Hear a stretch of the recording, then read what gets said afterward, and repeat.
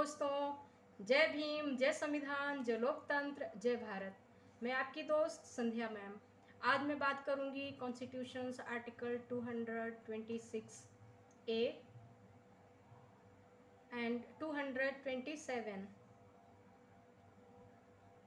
कल मैंने पढ़ा था 224 एंड 225। ठीक है, स्टार्ट करें। ओके। 226 संविधान का अनुच्छेद 226 ए क्या बताता है कि constitutional validity of central laws not to be considered in proceedings under article 226 repealed by the Constitution 43rd Amendment Act 1977 S8WEF 13/4 1978। क्या बताता है? ये कहता है 226 का ए बताता है कि अनुच्छेद 226 के अधीन कार्यवाहियों में केंद्रीय विधियों की संवैधानिक वैधता पर विचार न किया जाना। ये बात को स्पष्ट किया जा रहा है इस अनुच्छेद के माध्यम से।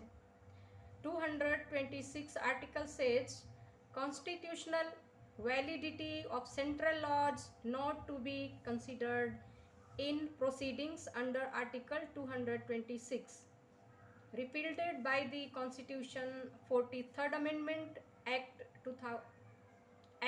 1977 S8WEF 13/4 1978।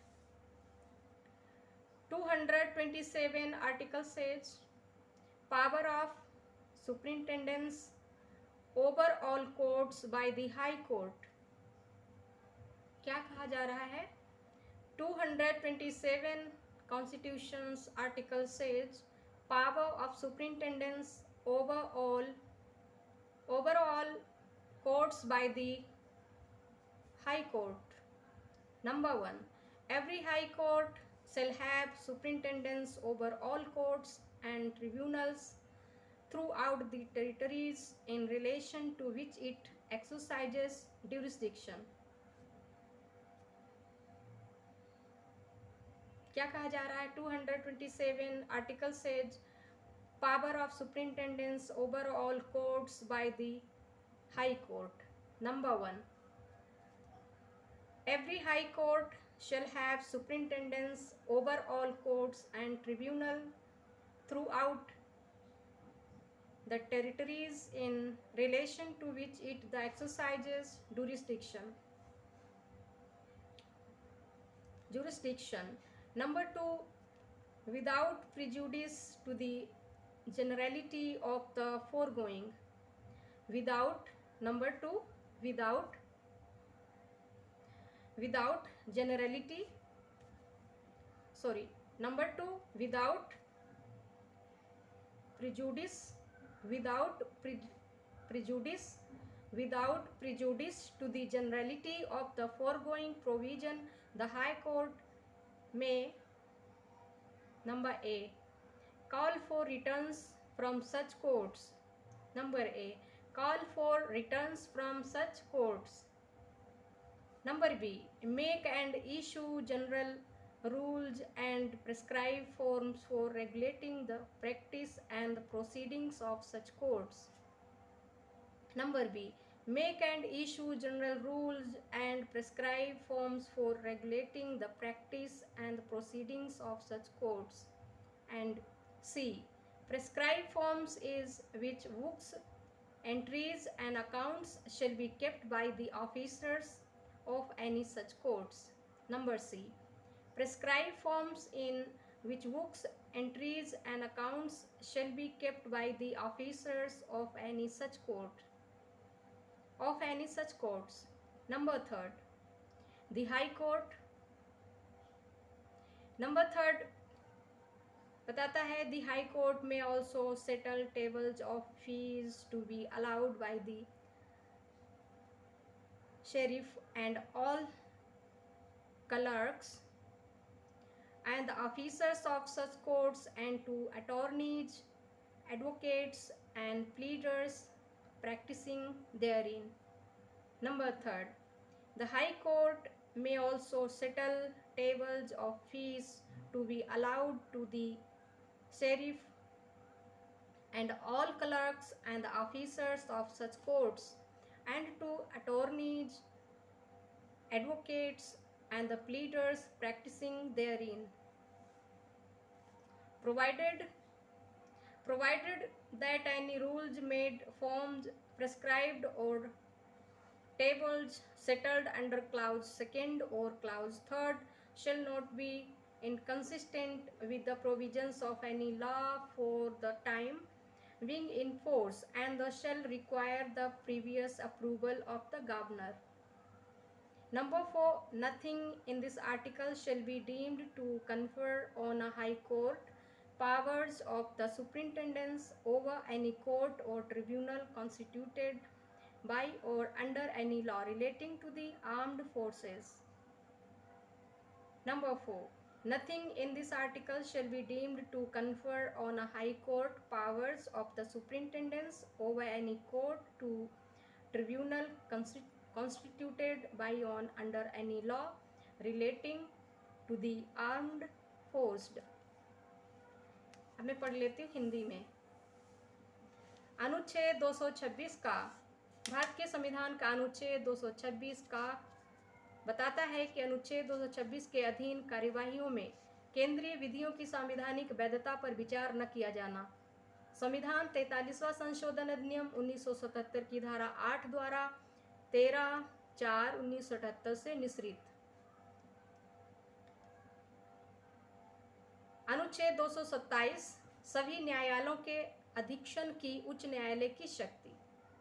सभी न्यायालयों के अधीक्षण की उच्च न्यायालय की शक्ति। अनुच्छेद 227 सभी न्यायालयों के अधीक्षण की उच्च न्यायालय की शक्ति। नंबर 1, प्रत्येक उच्च न्यायालय उन राज्य क्षेत्रों में सर्वत्र प्रत्येक उच्च न्यायालय। नंबर 1, प्रत्येक उच्च न्यायालय उन राज्य क्षेत्रों में सर्वत्र जिनके संबंध में वे अपनी अधिकारिता का प्रयोग करता है, सभी न्यायालयों और अधिकरणों का अधीक्षण करेगा।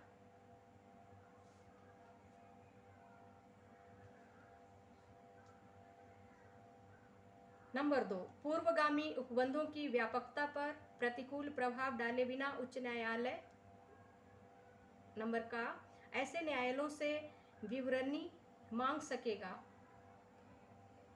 क्या कहा जा रहा है कि नंबर 2 में पूर्वगामी उपबंधों की व्यापकता पर प्रतिकूल प्रभाव डाले बिना उच्च न्यायालय नंबर का ऐसे न्यायालयों से विवरणी मांग सकेगा। नंबर का ऐसे न्यायालयों की पद्धति और कार्यवाहियों के विनियमन के लिए साधारण नियम और प्रारूप बना सकेगा और निकाल सकेगा तथा विहित कर सकेगा।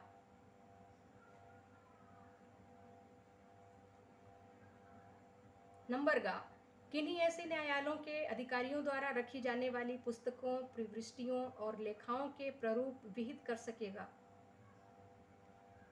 नंबर 3, उच्च न्यायालय उन फीसों की सारणियां विस्तार कर सकेगा। जो टेबल्स हैं, सारणियां यानी जो भी टेबल्स हैं, उच्च न्यायालय उन फीसों से रिलेटेड जो टेबल्स बनाई जाती हैं उनको भी स्थिर कर सकेगा, जो ऐसे न्यायालयों के शरीफ को तथा सभी लिपिकों और अधिकारियों को तथा उनमें विधि व्यवसाय करने वाले अटॉर्नियों, अधिवक्ताओं और प्लीडरों को अनुज्ञेय होंगी। परंतु खंड 2 या खंड 3 के अधीन बनाए गए कोई नियम, विहित किए गए कोई प्रारूप या स्थिर की गई कोई सारणी तत्सम प्रवृत्त किसी विधि के उपबंध से संगत नहीं होगी और इसके लिए राज्यपाल के पूर्व अनुमोदन की अपेक्षा होगी।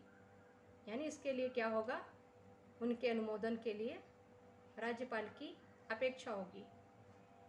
नंबर 4, इस अनुच्छेद की कोई बात उच्च न्यायालय को सशस्त्र बलों से संबंधित किसी विधि द्वारा या उसके अधीन गठित किसी न्यायालय या अधिकरण पर अधीक्षण की शक्तियां देने वाली नहीं समझी जाएंगी। नंबर 4, इस अनुच्छेद की कोई बात उच्च न्यायालय को सशस्त्र बलों से संबंधित किसी विधि द्वारा या उसके अधीन गठित किसी न्यायालय या अधिकरण पर अधीक्षण की शक्तियां देने वाली नहीं समझी जाएंगी। तो ये था अनुच्छेद 226 का और अनुच्छेद 227। कल मैं पढ़ूंगी अनुच्छेद 228, कुछ मामलों पर उच्च न्यायालय को अंतरण, यानी transfer of certain cases to high court. तो दोस्तों, आज के लिए इतना ही। मेरा चैनल आपका भी चैनल है, उसको सब्सक्राइब करें, शेयर करें, कमेंट एंड लाइक प्लीज़। तब तक के लिए जय भीम, जय संविधान, जय लोकतंत्र, जय भारत।